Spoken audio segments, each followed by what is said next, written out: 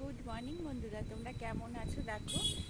আর কত সুন্দর আজকের ওয়েদারটা দেখো শুধু, মানে এত মেঘ করেছে, কিন্তু বৃষ্টি হবে কিনা জানি না। বৃষ্টি হলেও ভালো, কারণ প্রচুর গরম জানো তো। কিন্তু এখনকার কথাটা বলছি, এত সুন্দর হাওয়া দিচ্ছে যে মানে পুরো মানে সুন্দর ওয়েদার, মানে খুব সুন্দর, মানে ওয়েদারটা খুব ভালো লাগছে।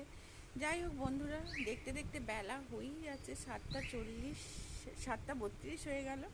আর আজকে কি হয়েছে জানো তো, আজকে আমার মানে অন্যদিন আমি উঠে যাই, উঠে সব রেডি করে নিই। কালকে যেহেতু হাজব্যান্ড বলেছে যে 6টা, 6:30টার বাসে, এসি বাসে ও কলকাতা যাবে।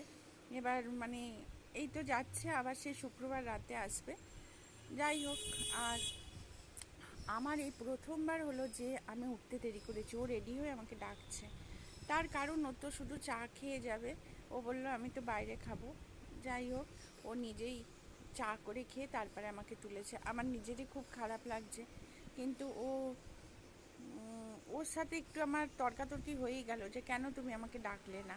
ও বললো কি আর আছে, আমি তো খাবো না, আর সেই কারণেই তোমাকে আর ডাকিনি। যাই হোক, খুব খারাপ লাগছিল। চাটা নিজে করে খেয়েছে, তবে আজকাল ছেলেরা একটু নিজে করে খেলে কিছু খারাপ লাগে না, কারণ আজকাল প্রতিটা ছেলেই আমার মনে হয় হ্যাঁ ওয়াইফকে একটুকু হলেও হেল্প করে।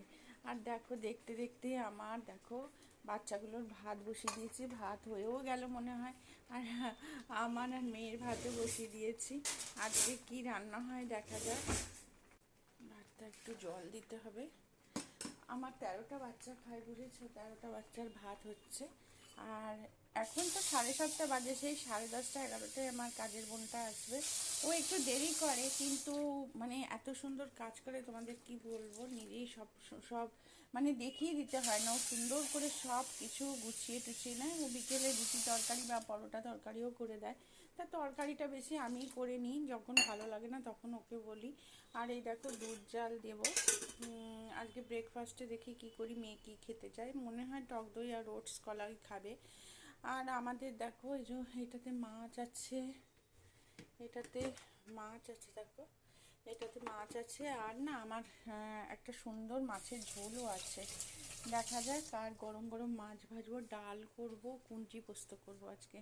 যাই হোক, এই রান্না আমার মানে লাঞ্চ মেনু এটাই, বুঝেছো। আর এখানটা ভাবছি একটু গুছাবো, রেশনের চাল দেখি কতটা আছে, দেখো শেষ।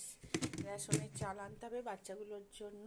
আর এখানটাও কি অবস্থা, এখানটাও সুন্দর করে গুছাবো। পরের ভিডিওতে তোমাদের সাথে এগুলো শেয়ার করব। ভালো থেকো, সুস্থ থাকো। আর